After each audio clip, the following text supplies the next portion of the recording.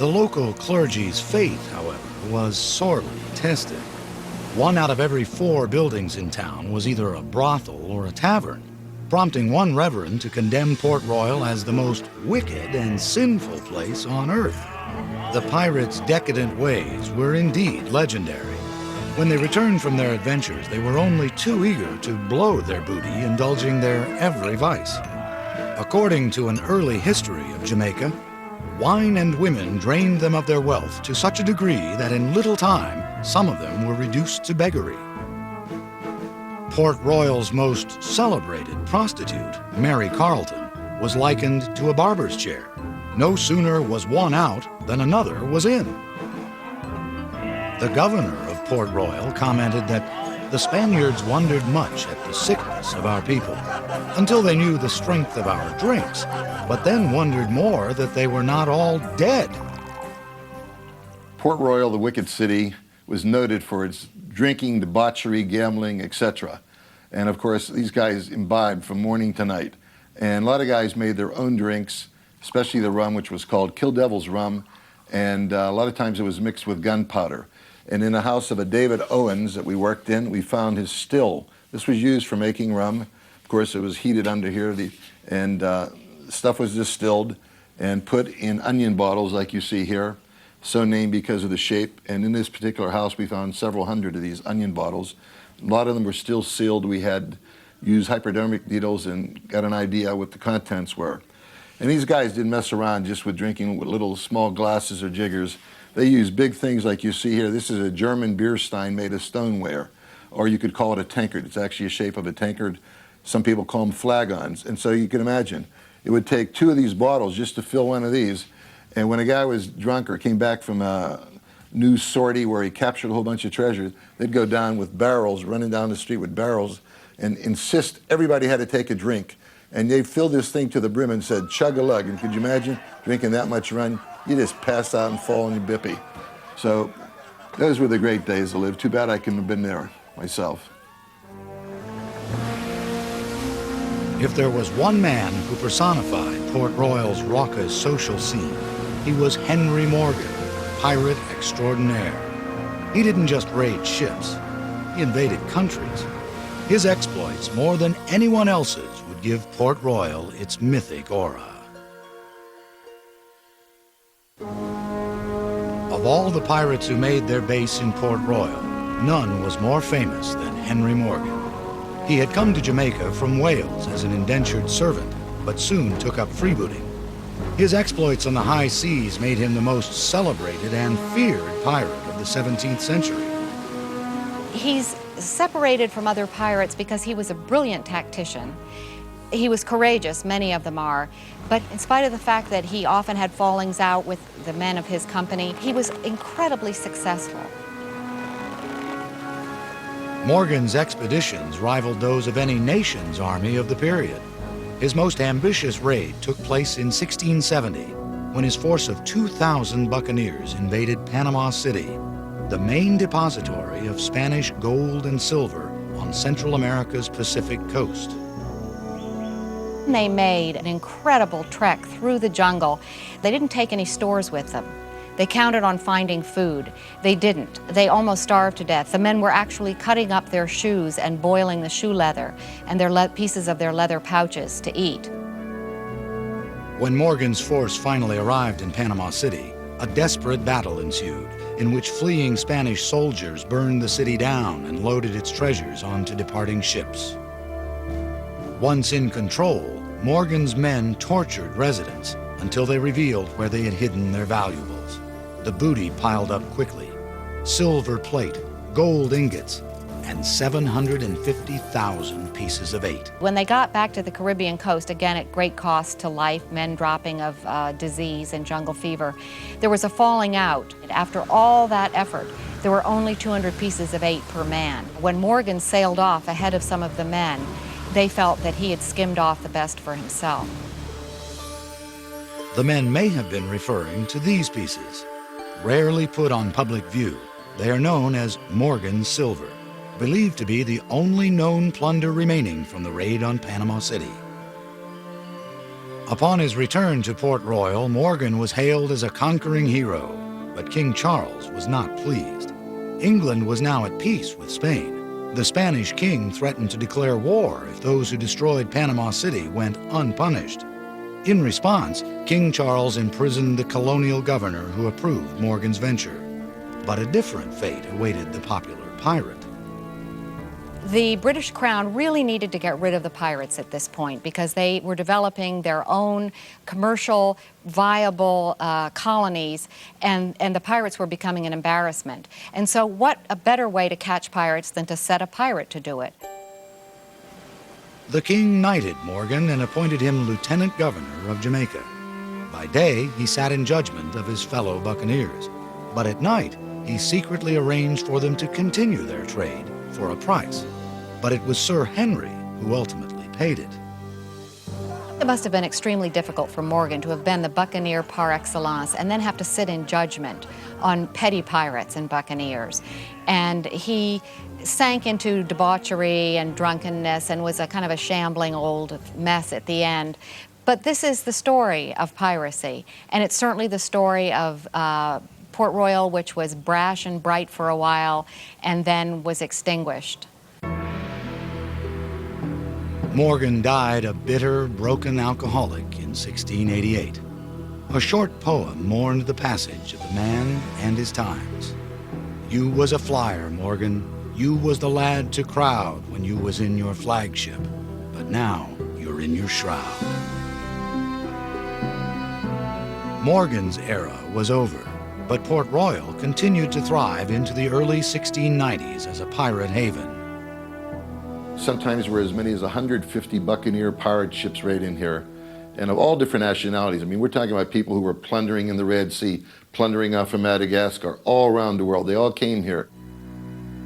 But the boom could have gone bust at any moment, not from sudden political changes, but rather from geological shifts. Port Royal was precariously situated on a thin spit of land at the tip of the Palisados Peninsula. It's unconsolidated sand with the water table of 1 foot to 2 feet beneath it. And so they build this town up on it, and you can't dig foundations for the houses because you hit the water table too quickly. As a result, Port Royal has always been vulnerable to natural disasters. Just how much can be seen in this structure, the Giddy House. It tipped over in an earthquake in 1907 and got its name from the sense of disorientation it induces in those who enter. It's nothing, however, compared to what Port Royal experienced back in June 1692. The denizens of Port Royal were no strangers to catastrophe. They were frequently beset by hurricanes. They'd had an earthquake 4 years earlier, a minor one. But the morning of June 7th was frightening to those few people who were up really early and saw that the sea was strangely glassy. As the morning wore on, it was terribly sultry. The air was very heavy.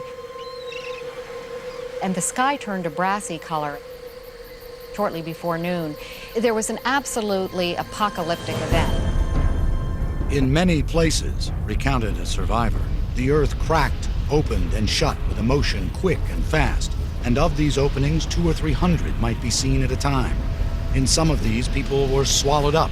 In others, they were caught in the middle and pressed to death. And in others, the heads only appeared, in which condition the dogs came and ate them. Here you have 2,000 buildings, and all but about 160 slid into the sea in a matter of seconds because there were also 3 tidal waves, and almost all the shipping in the harbor got all freaked up and thrown on top of the buildings, and it's really scary. It's like some of these Hollywood movies, but this actually happened to these people.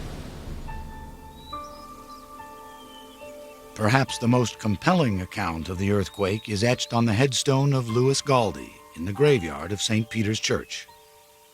He was swallowed up in the great earthquake, by another shock thrown into the sea, and miraculously saved by swimming until a boat took him up. Galdi was one of the few to survive. He went on to become a church warden. The fate of his fellow citizens must have given him cause for prayer. 2,000 people, about a third of Port Royal's population, died immediately in the disaster. Approximately the same number perished in the following weeks from diseases caused by the rotting of unburied corpses. The town itself was devastated. 33 acres, nearly 2/3 of Port Royal, collapsed into the sea. Gone was everything from 5 of the island's 6 forts to Henry Morgan's grave. Even in its decimated state, Port Royal's notorious reputation survived. Looters roamed the streets, cutting off the fingers of the dead to more easily pilfer their rings. Others dove into the water, recovering what they could from the rubble below. Clergymen preached this catastrophe of biblical proportions was God's punishment for Port Royal's wicked ways. Perhaps they were right. The town was never the same. Though rebuilt, it was hit by a series of hurricanes and fires that drove many residents to relocate to Kingston, a new settlement that became the island capital. Scientists, however, have another explanation for the cause of the disaster. The key to the destruction at Port Royal is the fact that it's on this unconsolidated sand. And when you get unconsolidated sand like that and in a major earthquake, the violent shaking suspends every particle of sand with water momentarily. So what is firm foundation, ground at one point, now is just a liquid. It's just like water. Whether by liquefaction or God's wrath, the earthquake turned Port Royal into an instant time capsule. Like Pompeii and Herculaneum, Roman cities buried by a volcano in 79 AD, Port Royal was now that rarest of archaeological phenomena, a catastrophic site. The thing about Port Royal that makes it so special and unique is the fact it's the only sunken city in the New World. There's not another one like it because of its historical importance and the extremely good preservation present at the town. It's a dream of any nautical archaeologist to excavate. Edwin Link was the first nautical archaeologist to make that dream come true. In 1959, under the auspices of the National Geographic Society and the Smithsonian Institution, he led an expedition to survey the sunken city. Link conducted his work about 100 yards offshore, near a buoy known as the Church Beacon. Legend holds that it marks the site where St. Paul's Church sank in the earthquake. Beneath the buoy, Link recovered a wealth of artifacts, none more intriguing than this pocket watch. An X-ray photograph of the face reveals traces of its vanished hands, stopped at 1143. It's probably the first time in the history of archaeology that the actual time of the destruction is actually recorded with frozen hands on a watch dial. Link's expedition literally put old Port Royal on the map and changed the minds of skeptics who believed that because of reconsolidation, a natural landfill process, there was little, if anything, left of the sunken city. Link's greatest contribution was the fact that he proved that there was a sunken city down there and that it had great merit to have somebody have a bigger project. That somebody was Bob Marks, an underwater archaeologist. He would lead his own expedition 5 years later and recover enough artifacts to rival the plunder of any Port Royal pirate.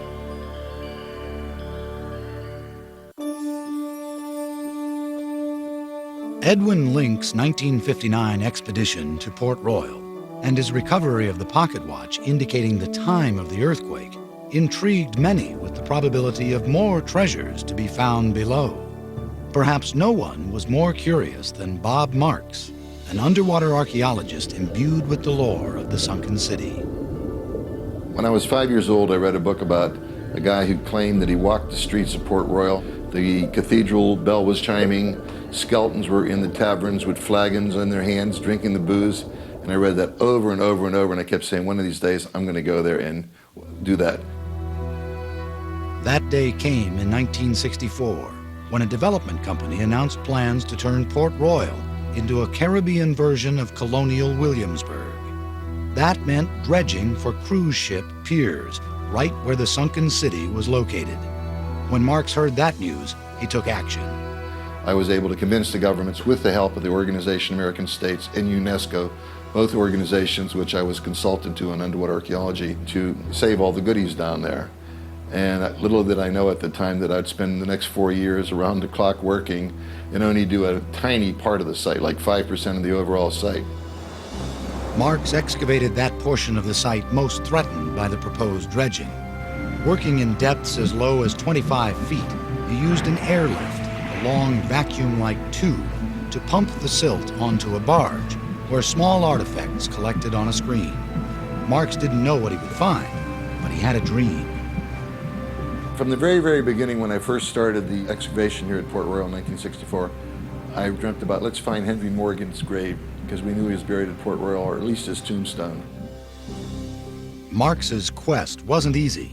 Sewage from Kingston severely limited underwater visibility. Sharks lurked nearby. Cave-ins and earthquakes threatened. You're working in a cesspool, but the information that you're getting, you can't get anyplace else. So we put up with it day in, day out. And every morning, I'd wake up so excited to say, okay, what am I going to find today? Apparently, a lot. Marks may not have found Morgan's grave, but he and his divers seem to have salvaged everything else. They recovered thus far the largest haul of artifacts from the sunken city, in the millions by Marks's own estimate, all of which fit his definition of treasure. Treasure is anything of importance to mankind that comes out of the sea or from a land site. So treasure doesn't have to be gold and silver. It's something that's interesting for people, and it's something that adds to the knowledge of the past. That's what treasure is.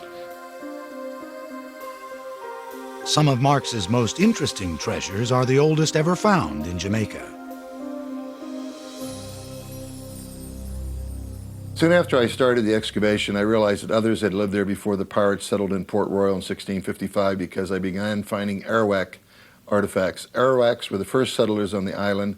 They were there at least 1000 AD, and they were all over the Caribbean in different islands. And some of the first artifacts we found were these religious figurines that you see here, made out of stone, probably of Indian gods. And we found several of those also in wood, in very good condition. And the next thing we started to find was a number of ceramic vases and pots like you see here.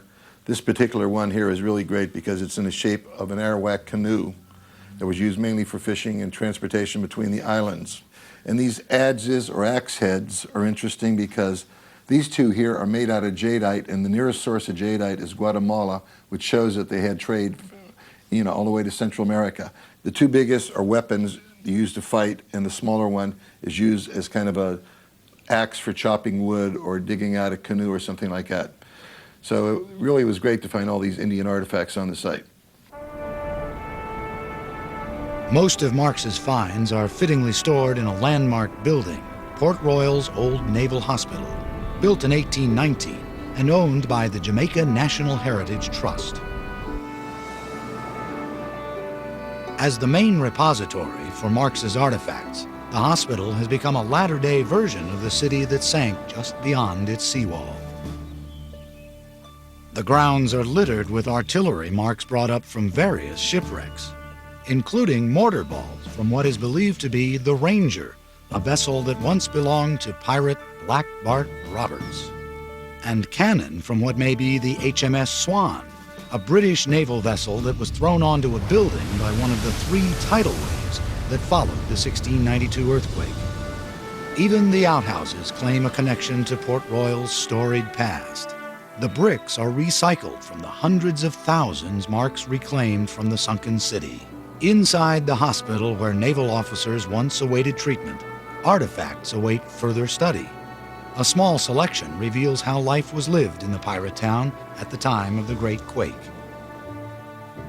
This was originally thought to be a cooking baster, but analysis of its contents at the British Museum revealed that it's really a urethra syringe.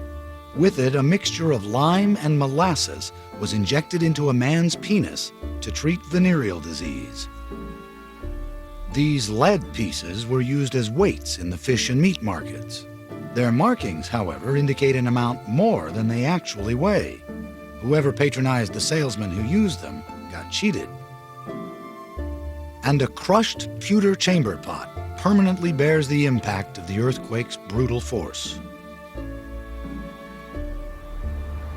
But it's in the Institute of Jamaica, in Kingston, that one finds perhaps Marx's most valuable object. Every diver dreams of finding a treasure chest.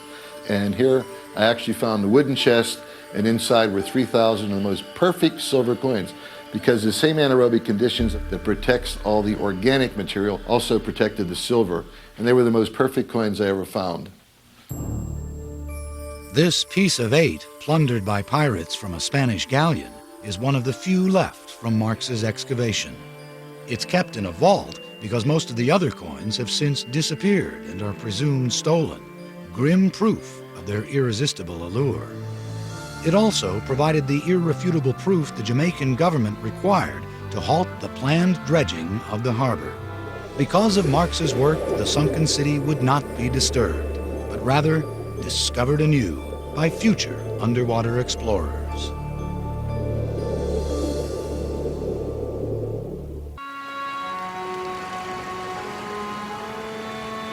Every underwater expedition to the sunken city at Port Royal has been distinctive. Edwin Link's 1959 exploration was the first and raised tantalizing possibilities for those who followed. The dig conducted by Bob Marks in the 1960s was the largest, yielding the greatest quantity of artifacts. In 1981, the longest and most detailed study of Port Royal began when the Jamaican government invited the Institute of Nautical Archaeology at Texas A&M to excavate. Donnie Hamilton led the expedition. Originally I said, okay, I will go 1 year and see what the conditions are like.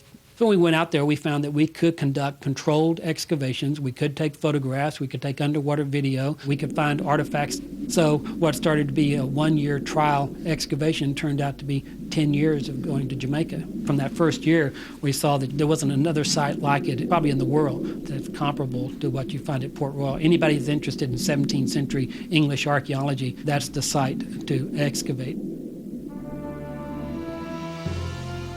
Unlike Bob Marks, whose site was predetermined by proposed harbor dredging, Hamilton could choose where he wanted to excavate. After consulting period maps of Port Royal, he selected what was once a busy intersection in the commercial center of town. This area was chosen because it's probably the only portion of the sunken city where one finds buildings that sank vertically with minimal distortion. This phenomenon was caused by the liquefaction that occurred during the earthquake. Hamilton's team uncovered 8 buildings, ranging from a probable tavern and cobbler shop to private residences. Using a water dredge, a more flexible version of an airlift, Hamilton's team gathered artifacts at depths of less than 15 feet. It was just the first step of many to conserve the past. Underwater archaeology is very expensive in terms of conservation. While we may spend 3 months working in the summer, it may take 3 to 5 years to conserve all the artifacts we bring up in one excavation season. Hamilton explains the steps involved in the conservation of metal objects, the kind most susceptible to decay and incrustation. The biggest problem we have with the artifacts from Port Royal is just the fact that they're all covered with marine growth from being 300 years in the salt water. And so the first process we have to go through is x-raying them to find out exactly what is inside each one of these incrustations or concretions. We take each encrusted object and make an x-ray of it before we start the conservation process, and then the x-ray shows the interior detail. On this x-ray you can see the trigger of a gun. Here's the side plate of the gun, the spring inside behind the side plate, and then part of the hammer which held the gun flint. And the x-ray shows us clearly the degree of preservation, and it determines the next process as we go through. As soon as we evaluate the x-ray and determine what's inside, then we just start mechanically cleaning the incrustation off the object.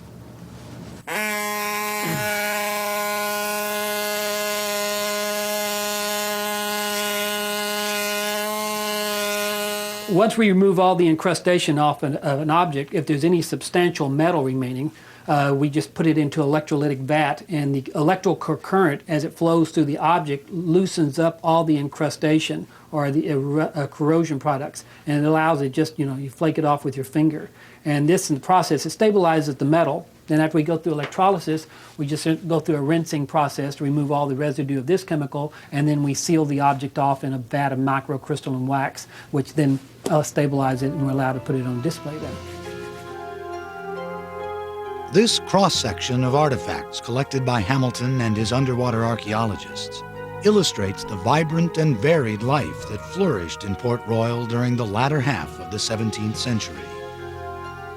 Onion-shaped liquor bottles and a clay pipe recall the laissez-faire attitude of the social scene. A cannonball and shot gauge confirm the strategic importance of the harbor. A porcelain Chinese food dog offers exotic evidence of Port Royal's status as an international trading post. And a gold wedding ring, buckles, and a pearl earring hint at Port Royal's wealth. Ironically, they do not fit Hamilton's definition of treasure. I'm an archaeologist, so I define treasure in terms of data. Data is a treasure because data is interpretable. You can do something with it. Gold to me is immaterial, but does it have marks on it that I can identify to a maker or to a time period? It directs our research, tells us where to go to find the historic documents or the records that fill in the gaps. And so that's what's a treasure to me. To Hamilton, these seemingly ordinary pewter plates are treasure because they bear the mark of its maker, a pineapple with the initials SB. Searching for who SB was turns an archaeologist into a detective and demonstrates the invaluable role documents play in reconstructing the past. After consulting several archives, including a 1680 Port Royal census, Hamilton discovered that SB was Simon Benning, a local pewter maker. Further research located his will, providing information on his family and property holdings, while his inventory quantified his success as a pewter maker. We know from Simon Benning's inventory that he had over 2,000 finished plates, which is a very large inventory. Essentially, he's the only pewter maker in the entire island. With only a set of initials as his starting point, Hamilton's research ended with a profile of Simon Benning, Port Royal's pewter maker. He was likely born in Tuthill, England, came to Port Royal via Barbados around 1663, bought property on High Street, had a wife, 2 sons, and a daughter, prospered in his trade, and died in 1687, 5 years before the Great Quake. I like Simon Benning because essentially I brought him back to life through the excavation and the research that we conducted with the artifacts that we could relate back to him. Bringing back to life the citizens of Port Royal doesn't always require an artifact with a mark on it or documentation. Sometimes the past becomes more human simply by an act of compassion. While excavating the last structure on their site, Hamilton and his team found the remains of 3 children caught in the quake. It was enough to stir the heart of even the most professionally detached archaeologist. One child was at the back hearth and the wall fell over, and so the child was between the wall and the floor. And then we found another child at the front door at the house. Either the child was running into the house or running out of the house, but it was right at the front door. So in a situation like that, there is an emotional involvement. Hamilton had the children's remains buried in the graveyard of St. Peter's Church. Their modest tablet may not lure any treasure seekers, but it's valuable in its own right.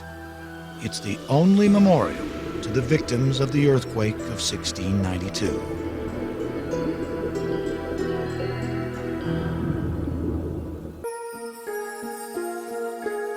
In spite of the impressive recoveries made by the Link, Marks, and Hamilton expeditions, much of Port Royal has yet to be explored. Of the 33 acres that originally sank, 20 have been lost to reconsolidation, nature's own landfill process. Of the remaining 13 sunken acres, only 3.5 have been excavated. Only a very small area of Port Royal has been excavated because it is such a time-consuming thing to work underwater, and because you're working in 10-centimeter levels as you dig, it takes a long time to excavate a single area. Marianne Franklin, a PhD candidate at the Institute of Nautical Archaeology, is planning the next excavation at Port Royal. Her site is the shipwreck of what is believed to be the Ranger, a vessel with a curious history. Of